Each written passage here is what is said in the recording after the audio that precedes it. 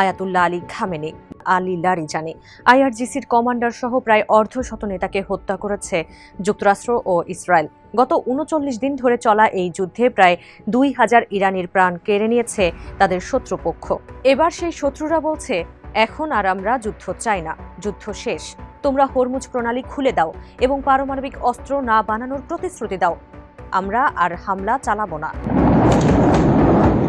ইরানের অসংখ্য স্থাপনায় হামলা করে ধ্বংসস্তূপ বানিয়ে দিয়েছে যুক্তরাষ্ট্র ও ইসরায়েল। সবশেষ দেশটির শরীফ ইউনিভার্সিটি অব টেকনোলজিতেও হয়েছে হামলা। মধ্যপ্রাচ্যের MIT হিসেবে খ্যাত এই বিশ্ববিদ্যালয় গুঁড়িয়ে দিয়ে কি শান্তি প্রতিষ্ঠা সম্ভব? একদিকে হামলা, অন্যদিকে যুদ্ধবিরতির প্রস্তাব। কোন দিকে যাবে ইরান? এসব প্রশ্নের উত্তর দিব TBS এক্সপ্লেইনারে। সঙ্গে আছি তামান্না খন্দকার। মার্কিন ভাইস প্রেসিডেন্ট জেডি ভ্যান্স, বিশেষ দূত স্টিভ উইটকফ এবং ইরানের পররাষ্ট্রমন্ত্রী আব্বাস আরাগচির সঙ্গে ৫ এপ্রিল সারা রাত ধরে কথা বলেছেন পাকিস্তানের সেনাপ্রধান ফিল্ড মার্শাল আসিম মুনির। এরপর ২ ধাপের একটি খসড়া যুদ্ধবিরতি প্রস্তাব দেশকে পাঠিয়েছেন তিনি। প্রস্তাবটিকে অভিহিত করা হয়েছে ইসলামাবাদ অ্যাকর্ড নামে। প্রস্তাবটিতে বলা হয়েছে, চুক্তিটি বাস্তবায়িত হবে ২ ধাপে। প্রথম ধাপে অবিলম্বে একটি যুদ্ধবিরতি কার্যকর হবে এবং হরমুজ প্রণালী খুলে দেওয়া হবে। এই প্রথম ধাপ চলবে ১৫ থেকে ২০ দিন। তবে মার্কিন সংবাদ মাধ্যম বলছে, প্রথম ধাপ চলবে ৪৫ দিন। দ্বিতীয় ধাপে হবে চূড়ান্ত চুক্তি। সেই চুক্তি হবে ইসলামাবাদে সশরীরে। সেখানে থাকবে ইরানি পারমাণবিক অস্ত্র তৈরি না করার নিশ্চয়তা, জব্দকৃত সম্পদ ফেরতের অঙ্গীকার এবং ইরানের ওপর মার্কিন নিষেধাজ্ঞা শিথিলকরণ। পাকিস্তানের এই অস্থায়ী যুদ্ধবিরতি প্রস্তাব প্রত্যাখ্যান করে পাল্টা প্রস্তাব দিয়েছে ইরান। দেশটির গণমাধ্যম ইরনা জানিয়েছে, ইরানের প্রস্তাবগুলো হলো, প্রথমত মধ্যপ্রাচ্যের সব ফ্রন্টে, বিশেষ করে লেবানন ও গাজায় যুদ্ধের স্থায়ী অবসান এবং গ্যারান্টি দিতে হবে। দ্বিতীয়ত, হরমুজ প্রণালীর ওপর ইরানের সম্পূর্ণ নিয়ন্ত্রণ থাকবে এবং ইরান টোল আদায়ের অধিকার পাবে। তৃতীয়ত, ইরানের ওপর আরোপিত অর্থনৈতিক সব নিষেধাজ্ঞা প্রত্যাহার করতে হবে। চতুর্থত, NPT ও জাতিসংঘ সনদের অধীনে শান্তিপূর্ণভাবে ইরানকে ইউরেনিয়াম সমৃদ্ধকরণের অধিকারের স্বীকৃতি দিতে হবে। পঞ্চমত, যুদ্ধ চলাকালে সৃষ্ট অর্থনৈতিক বিপর্যয়ের জন্য ক্ষতিপূরণ প্রদান করতে হবে।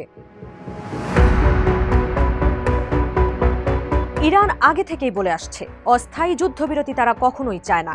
তারা চায় একটি স্থায়ী শান্তি চুক্তি এবং তাদের উপর আরোপিত অবৈধ হামলার চূড়ান্ত অবসান।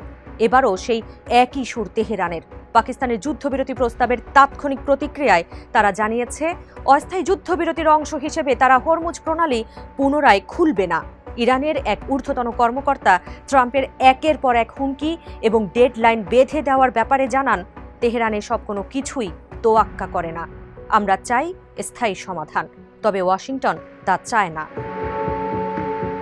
তেহরান মুখ খুললে ওয়াশিংটন এ ব্যাপারে এখনো কোনো প্রতিক্রিয়া জানায়নি।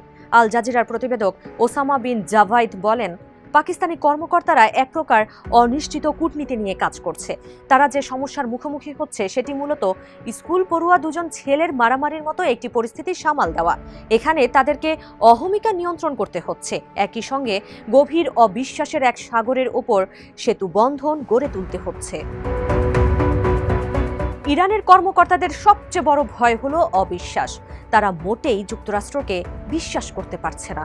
কারণ সংলাপ শুরু নিয়ে আলোচনার মধ্যেই তেহরানে হামলা চালায় মার্কিন ও ইসরায়েলি বাহিনী। তারা হত্যা করে আয়াতুল্লাহ আলী খামেনি সহ বেশ কয়েকজন শীর্ষ কর্মকর্তাকে। এর আগে গত বছর 12 দিনের যুদ্ধে ইরানের পারমাণবিক স্থাপনায় হামলা চালায় যুক্তরাষ্ট্র। ইরানের পররাষ্ট্রমন্ত্রীর একটাই প্রশ্ন, সাময়িক যুদ্ধবিরতি হলেও তাদের নেতারা যে আবারও লক্ষ্যবস্তুতে পরিণত হবেন না তার নিশ্চয়তা কি? ট্রাম্প এতবার হরমুজ খুলে দেওয়ার দাবি করার পরও এই প্রণালী বন্ধের ঘোষণায় অন্তত এটা স্পষ্ট যে আপাতত পাকিস্তানের যুদ্ধবিরতি প্রস্তাব ভেস্তে যাচ্ছে। এ নিয়ে ইরানের গণমাধ্যম তাসনিম নিউজ এজেন্সি একটি বিশ্লেষণধর্মী প্রতিবেদন প্রকাশ করেছে। এতে বলা হয়, ইরানের প্রয়োজনীয় শর্তগুলো পূরণ না করে অস্থায়ী যুদ্ধবিরতি হলে তা শত্রুকে পুনর্গঠিত হওয়ার সুযোগ করে দেবে। সেই সঙ্গে তারা যুদ্ধবিরতির মধ্যেও হামলা চালিয়ে যাবে। একদিকে যুক্তরাষ্ট্র যুদ্ধবিরতির কথা বলছে, অন্যদিকে ইসরায়েল হামলা চালিয়ে যাচ্ছে। দেশটি এই যুদ্ধবিরতির আলাপ থেকে সম্পূর্ণ বিচ্ছিন্ন। ইসরায়েল কবে হামলা বন্ধ করবে তার ব্যাপারেও পাকিস্তানের প্রস্তাবে স্পষ্ট কিছু বলা হয়নি। এ অবস্থায় ইরানের উদ্বেগ থেকেই যায়। তাসনিম নিউজের প্রতিবেদনে আরও বলা হয়েছে, এই যুদ্ধ কেবল তখনই শেষ হতে পারে যখন মার্কিন ও জায়নবাদী শত্রুদের পক্ষ থেকে আগ্রাসনের বিরুদ্ধে একটি সুনির্দিষ্ট নিশ্চয়তা পাওয়া যাবে এবং আরও কয়েকটি অলঙ্ঘনীয় শর্ত পূরণ করতে হবে। প্রতিবেদনে আরও বলা হয়, হরমুজ প্রণালী সংক্রান্ত নতুন ব্যবস্থার বিষয়টি স্বতঃসিদ্ধ। এই প্রণালী আর কখনোই যুদ্ধের পূর্ববর্তী অবস্থায় ফিরে আসবে না।